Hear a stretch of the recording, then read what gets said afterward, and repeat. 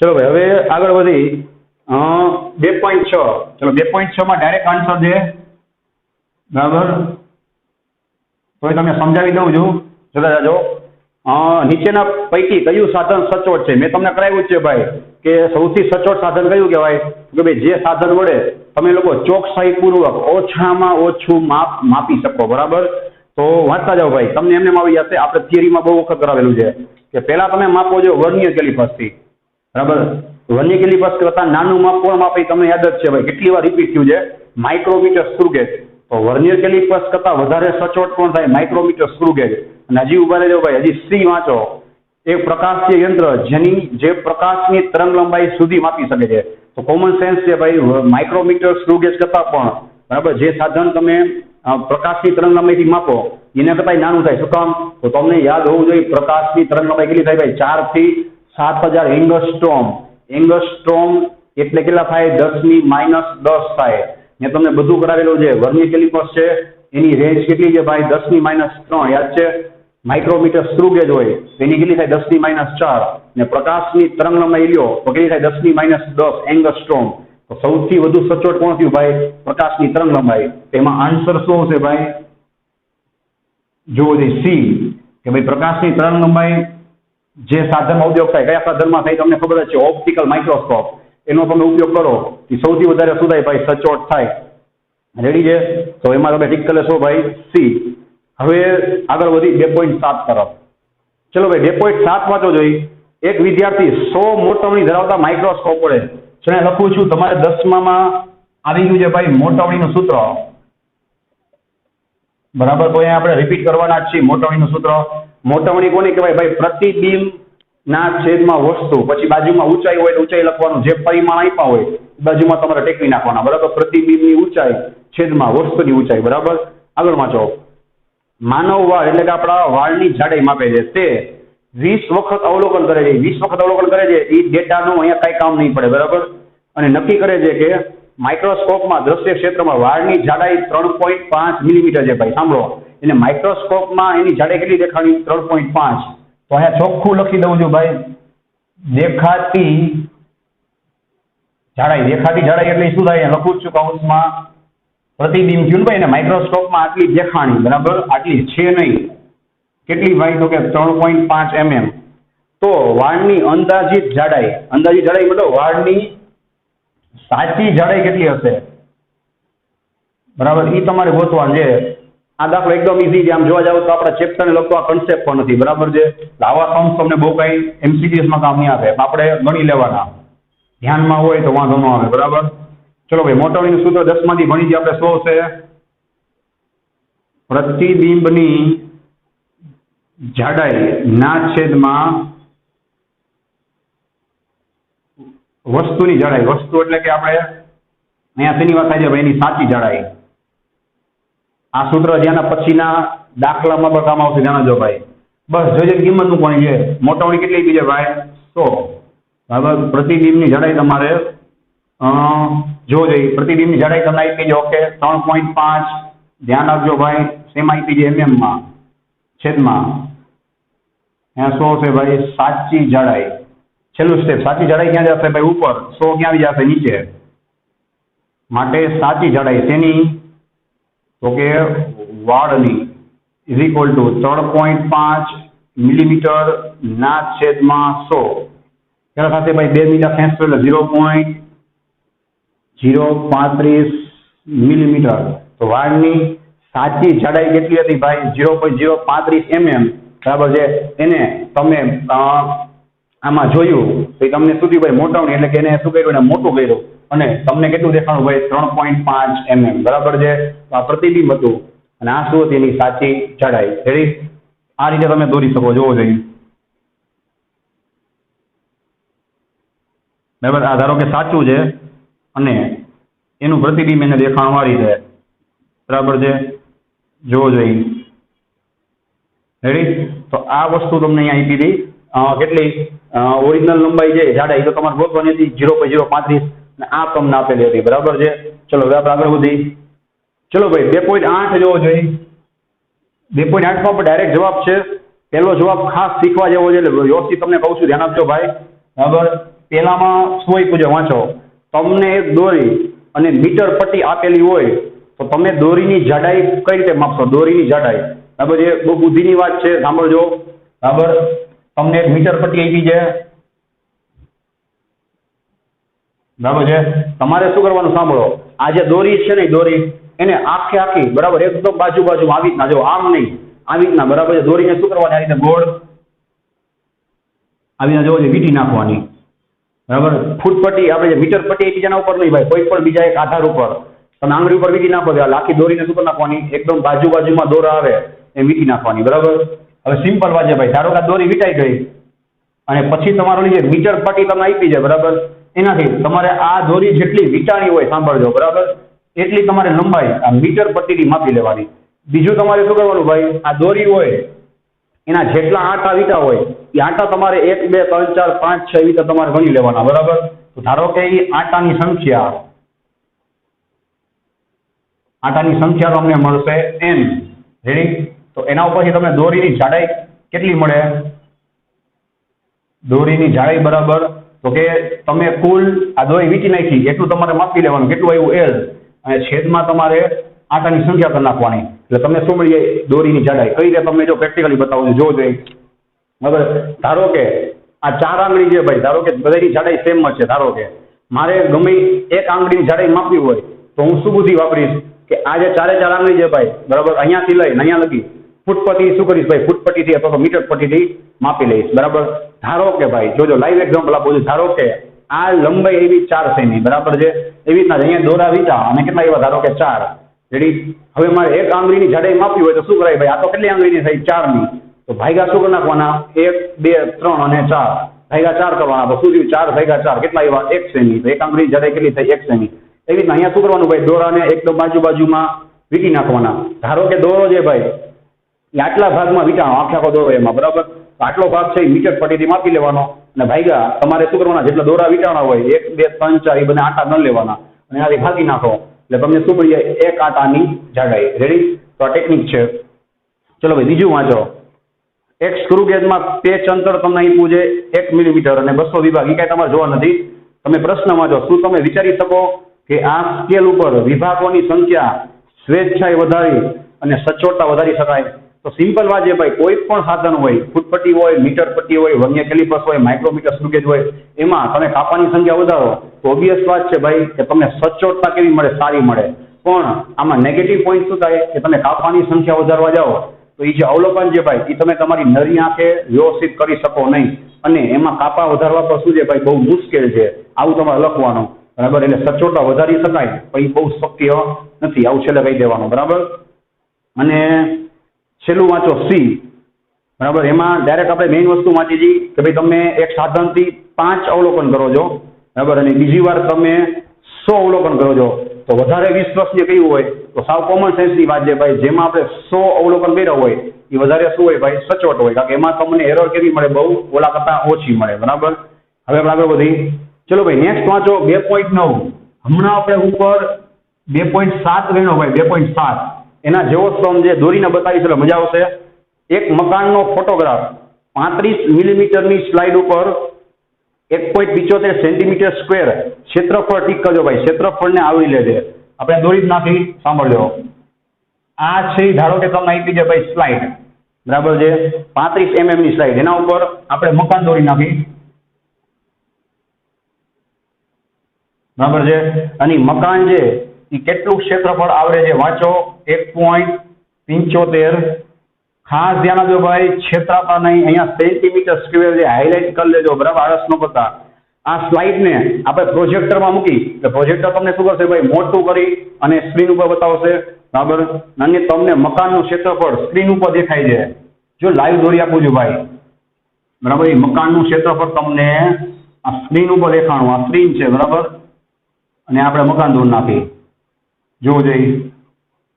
ચલો કેટલું દેખાણું? રીડ કરો. એમાં 1.55 મીટર સ્ક્વેર હતું. ધ્યાન આપો ભાઈ, સેન્ટીમીટરના મીટર થઈ ગયા. કારણ કે આ એ શું કર્યું? પ્રોજેક્ટર એને મોટું કરી નાખ્યું. તો તમારે શું કરવાનું છે? વાંચજો ભાઈ, પ્રોજેક્ટર અને પડદાની રેખીય મોટવણી શું થાય? મહેરબાની કરી ટીક કરજો ભાઈ, રેખીય શબ્દ છે, બરાબર.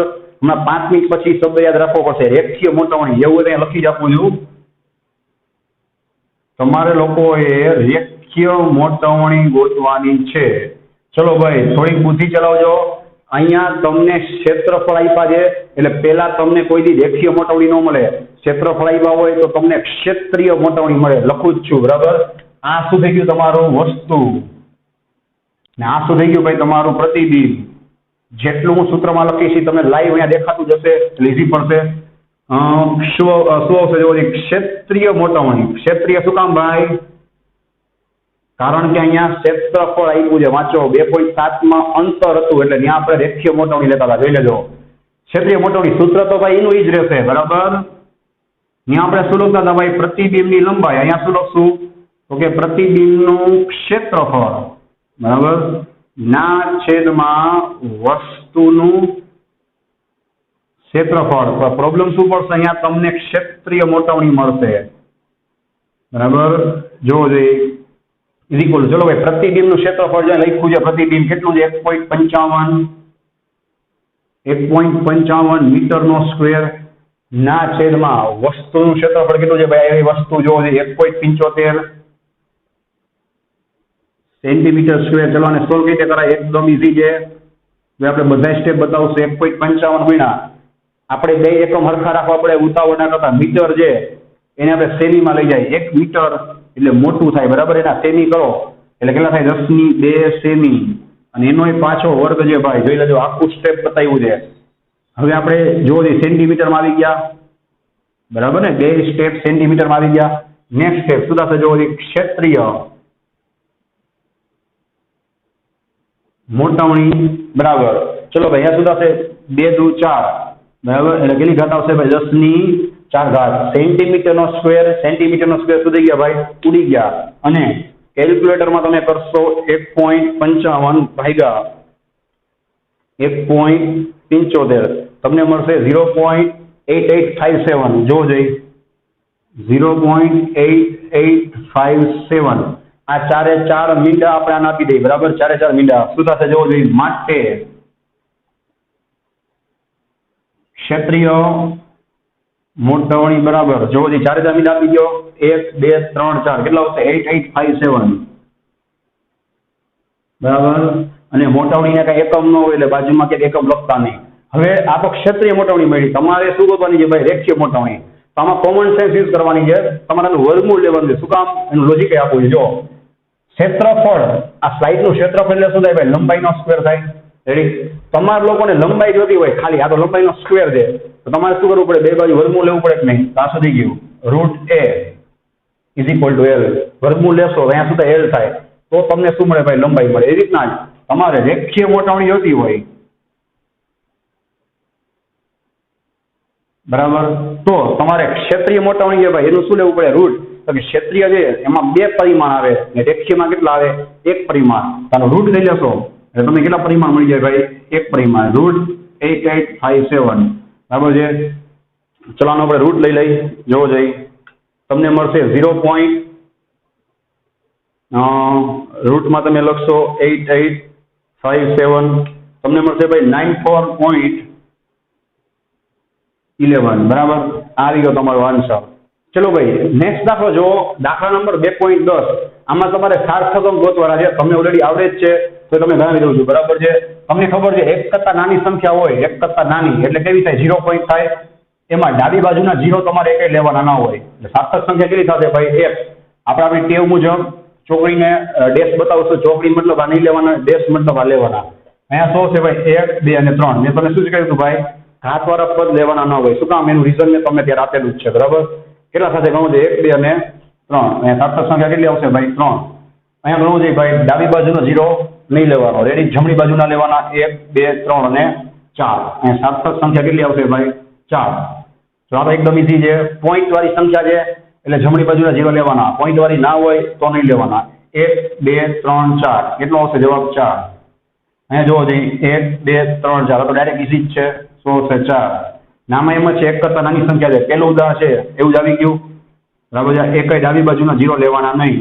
1 2 3 અને 4 આવી ગયો તમારો જવાબ બરાબર છે. ચલો ભાઈ નેક્સ્ટ સમ જોવો જોઈએ 2.11. એમાં તમને લંબચોરસ પાતળી ધાતુની એક તકતી આપી છે, એના માટે લંબાઈ આપી છે, જોતા જજો ભાઈ. લંબાઈ એલ બરાબર તમને આપેલું છે 4.234 મીટર. પછી પહોળાઈ જેને આપણે કહેશું બી બરાબર એ તમને આપી છે 1.005 મીટર. હવે અહીંયા સલાહ આપવાની, જો તમારી બુકમાં અહીંયા સેન્ટીમીટર આપેલા હોય તો મીટર કરી નાખજો, બરાબર છે, એમાં ભૂલ છે. ને જો મીટર પહેલેથી આપેલા હોય તો વાંધો નહીં, આપણે આમાં જે કિંમત લખી છે એ પ્રમાણે દાખલો ગણશું, બરાબર. અને તમને એના માટે જાડાઈ આપી છે 2.01 સેમી. હા, આ છેલ્લું જે સેમીમાં જે તમારે સેમીમાં જ રાખવાનું છે, બરાબર. તમારે આ લંબચોરસ તકતીનું ક્ષેત્રફળ અને કદ ગોતવાનું છે, બરાબર. તો તમને ખાસ સલાહ આપવાની કે તમારે આ જે સેન્ટીમીટર છે ભાઈ એને મીટરમાં કન્વર્ટ કરવા પડે, બરાબર. સેન્ટીમીટરમાંથી મીટરમાં જવું હોય એટલે કે નાના એકમમાંથી મોટા એકમમાં જવું હોય તો ભાગ્યા કરવા પડે. અને સેન્ટીમીટર મીટર વચ્ચે કેટલો સંબંધ છે ભાઈ? 100 નો. અહીંયા કેટલા થશે જોવો જોઈએ? 0.0201 મીટર, બરાબર. હવે બધા મીટરમાં આવી ગયા, ચેક કરી લ્યો. હવે તમે સૂત્ર મૂકી શકો, બરાબર. શું આવશે જોવો જોઈએ? લંબચોરસ તકતીનું ક્ષેત્રફળ, બરાબર. ચલો ભાઈ, એનું સૂત્ર તમને આવડવું જોઈએ, એ આપણે મેઇન કરવાનું છે, બરાબર. લંબાઈ ગુણ્યા પહોળાઈ વત્તા પહોળાઈ ગુણ્યા જાડાઈ અને વત્તા જાડાઈ ગુણ્યા લંબાઈ, બરાબર. એકદમ સહેલું સૂત્ર છે, આ તમે યાદ રાખવું પડશે. ચલો આમાં તમે કિંમત મૂકશો, અત્યારે હું ડાયરેક્ટ આન્સર લખું છું, નહીં તો આપણો ટાઈમ બહુ જ બગડશે, બરાબર. તમને મળશે 8.720 રેડી 94. હજી પાછળ ઘણું છે, બરાબર. અને ક્ષેત્રફળનો એકમ શું થાય ભાઈ? Metre square.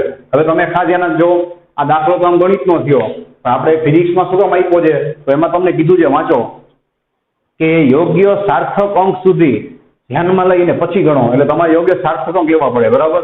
અહીંયા તમારે મિનિમમ સાર્થક અંક લેવાના ભાઈ. મિનિમમ સાર્થક અંક શેમાં છે જોતા જાજો, આમાં છે, ગણો 1, 2 અને 3. આમાં રેડી ભાઈ? તો આમાં સૌથી ઓછા સાર્થક અંક છે તો આપણે અહીંયા પર 3 લેવાના. જોવો એ લખી દઉં છું, 1, 2 અને 3. અને આપણે દર વખતેની જેમ જ રાઉન્ડ ઓફ કરવાનું ભૂલાય નહીં, બાજુમાં જોવાનું 0 છે. 0 છે એટલે કઈ રાઉન્ડ ઓફ કરવાની જરૂર નથી. તો તમારો ફાઇનલ આન્સર શું હશે ભાઈ? 8.72 મીટર સ્ક્વેર, બરાબર. હજી તમને કદ માંગ્યું છે ભાઈ. કદનું સૂત્ર તો તમને આવડે છે, LBH, લંબાઈ ગુણ્યા પહોળાઈ ગુણ્યા ઊંચાઈ અથવા તો જાડાઈ, બરાબર છે. તમે ત્રણેયનો ગુણાકાર કરશો ભાઈ. અત્યારે હું ડાયરેક્ટ આન્સર લખું છું, બરાબર. 0.8552, બરાબર છે. ચલો ભાઈ, અને એનો એકમ તમને આવડે છે, કદનો એકમ શું થાય ભાઈ? મીટર ક્યુબ થાય. હવે મેં તમને કીધું એ પ્રમાણે ગુણાકાર કે ભાગાકારની અંદર તમારે ટોટલ સાર્થક સંખ્યા જોવાની અને ઓછામાં ઓછી હોય એવી. આમાં ઓછામાં ઓછી કેટલી છે? 3. આમાં 4, આમાં 4, તો ટોટલ 3 હોવા જોઈએ, બરાબર છે. હવે આ તો સાર્થક અંક કહેવાય નહીં, બરાબર ને ભાઈ? તો તમારે સાર્થક અંક ક્યાંથી થાય? 1, 2 અને 3 થી. તો શું થાય જોવો? 0.0855. અને બાજુનો આંકડો જોવાનો. બાજુનો આંકડો કેવો છે? 5 કરતા ઓછો છે, તો બાજુમાં કઈ રાઉન્ડ ઓફ કરવાની જરૂર નથી, બરાબર. ચેક કરી લો જોઈએ. 1, 2, 3 સાર્થક સંખ્યા થઈ ગઈ. અહીંયા આપણે 3 લીધી, રાઉન્ડ ઓફ કરવાની કઈ જરૂર ન પડી. અને અહીંયા પણ મિનિમમ સાર્થક સંખ્યા 3 થઈ ગઈ, મતલબ આપણો આવી ગયો જવાબ, બરાબર. હવે આપણે આગળ વધી. ચલો ભાઈ, નેક્સ્ટ દાખલો જોવો જોઈએ. 2.13. 2.12 તમારે હોમવર્કમાં કરવાનો છે, ખાલી એમાં સરવાળા બાદબાકી કરવાના છે, બરાબર. બીજું કઈ જ નથી. એવી પ્રેક્ટિસ આપણે ઘણી કરેલી છે. ચલો 2.13 એ રીત છે, આને લગતો દાખલો મેં તમને કરાવેલો છે, તો આપણે ભણી નાખી ફટાફટ. આમાં તમને એક સૂત્ર આપ્યું છે, P બરાબર, વાંચો જોઈએ, A નો ઘન ઇન્ટુ B નો સ્ક્વેર ના છેદમાં વર્ગમૂળમાં C ઇન્ટુ D, બરાબર. અને તમને વારાફરતી ત્રુટી આપેલી છે, જોવો જોઈએ. A ની ત્રુટી તમને આપી છે 1%, બરાબર ભાઈ. ટકાવારીમાં આપે એટલે તમે સમજી ગઈ તો અહીંયા સાપેક્ષ ફરજિયાત લેવું પડે. અને આમાં કોમન સેન્સ છે ભાઈ, અહીંયા ગુણાકાર ભાગાકાર હોય તો તમારે સાપેક્ષ જ લેવી પડે, બરાબર ને, ત્રુટીમાં. પછી B ની ત્રુટી તમને આપી છે, જોવો જોઈએ, 3%, બરાબર છે. C ની ત્રુટી તમને આપેલી છે 4%, અને D માં તમને ત્રુટી આપી છે 2%, બરાબર. ચલો આને આપણે ગણી, એકદમ ઈઝી છે. અહીંયા આપણે ચોખ્ખું લખી જ નાખશું કે ભાઈ ગુણાકાર ભાગાકાર હોવાથી, બરાબર. દર વખતે હું તમને લખી જ આપું છું કે આપણે કઈ ત્રુટી લેશું ભાઈ? સાપેક્ષ ત્રુટી. ચલો ભાઈ, P ની સાપેક્ષ ત્રુટી શું થાય? તમને આવડે છે, ડેલ્ટા P/T. અને અહીંયા બધી કિંમત તૈયાર જ આપેલી છે પર્સન્ટેજમાં, એટલે અહીંયા આપણે પર્સન્ટેજ લખી નાખશું. ચલો ભાઈ તમને આવડે છે ઘાત ક્યાં આવી જાય આગળ, ચલો 3 ક્યાં આવી જશે ભાઈ આગળ, અને એ ની સાપેક્ષ ત્રુટી શું થાય ડેલ્ટા એ બાય એ. પછી મેં શું કહ્યું હતું ભાઈ કે ગમે એ ત્રુટી હોય બરાબર, ત્રુટી લેવામાં આવે ત્યારે ફરજિયાત પણ એ શું થાય ભાઈ એનો સરવાળો થાય. ચલો અહીંયા બગડો શું આવી જશે ભાઈ આગળ, અને બી ની સાપેક્ષ ત્રુટી શું થાય ડેલ્ટા બી બાય બી વત્તા, હવે તમને આવડે જ છે ભાઈ સી ઉપર વર્ગમૂળ હોય એટલે કેટલી ઘાત થાય 1/2, અને ઈ 1/2 ક્યાં આવી જાય ભાઈ આગળ, એટલે શું થાય ડેલ્ટા સી બાય સી વત્તા અહીંનું શું થાય ભાઈ ડી નું ડેલ્ટા ડી બાય ડી. બસ તમારે જોઈ જઈને કિંમત મૂકવાની છે બરાબર. એ ની સાપેક્ષ ત્રુટી તૈયાર જ આપી છે, કેટલી છે જોવો જોઈએ 1%, બરાબર ડાયરેક્ટ પ્રતિશતમાં જ આપેલી છે બરાબર છે, વત્તા 2 ગુણ્યા કેટલા આવશે ભાઈ બી માં જોવો જોઈએ 3%, વત્તા 1/2 સી માં જોવો જોઈએ કેટલા આવશે ભાઈ 4%, અને વત્તા ડી માં કેટલા આવશે ભાઈ 2%. ચલો આનું સોલ્યુશન કરશું 3 × 3 વત્તા 2 × 6 વત્તા यहाँ જો ભાઈ 2 × 4 છેદ ઉઠશે, અને વત્તા આ 2% એમને રેડી કેટલા આવશે જોવો જોઈએ 6 ને 3 9 ને 2 11 ને 2 13%. બરાબર આવી ગયો તમારો આન્સર, એકદમ ઈઝી છે. રેડી હજી કઈક માંગ્યું છે જોવો જોઈએ બરાબર, 1 સેકન્ડનું કામ છે એમાં કે તમને પી નું મૂલ્ય આપ્યું છે 3.763 વાંચો બરાબર છે. આ એકદમ બેઝિક આપેલું છે કે ભાઈ પી નું મૂલ્ય કેટલું છે 3.763 બરાબર છે. રીડ કરો જોઈએ હોય તો આ પરિણામને કયા મૂલ્ય સુધી રાઉન્ડ અપ કરશો બરાબર છે.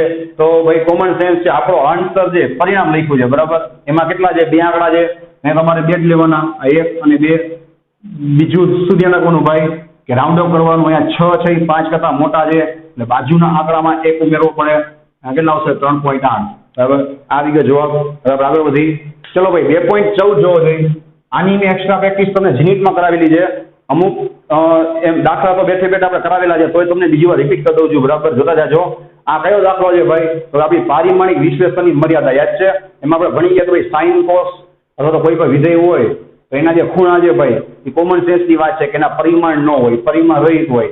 એ કન્સેપ્ટ ઉપરથી આપણે ખાલી એટલું કહેવાનું છે કે આમાંથી કયા સૂત્ર છે ભાઈ સાચા છે અને કયા ખોટા છે બરાબર. તો આપણે પેલા સૂત્ર લખી નાખી જોવો જોઈએ શું છે y બરાબર, ચલો ભાઈ તો આ સૂત્ર જોવો જોઈએ. આપણે શું વાત થઈ કે સાઈનની બાજુમાં જે ખૂણો છે ભાઈ પાછું રિવાઇઝ કરી દઉં છું, શું હોવો જોઈએ પરિમાણ રહિત હોવો જોઈએ તો આ સૂત્ર સાચું પડે.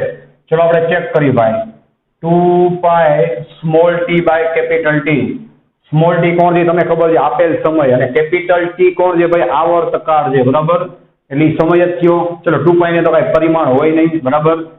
સ્મોલ ટી એટલે શું થાય ભાઈ T1, અને કેપિટલ ટી એટલે શું થાય T1 જ થાય બરાબર છે. આ શું થઈ ગયું ભાઈ T0, અને બાકીના પરિમાણ તો આપ્યા નથી એટલે 0 જ થયા બરાબર. મતલબ આ પરિમાણ રહિત છે એનો મતલબ આ સૂત્ર શું છે ભાઈ સાચું છે બરાબર.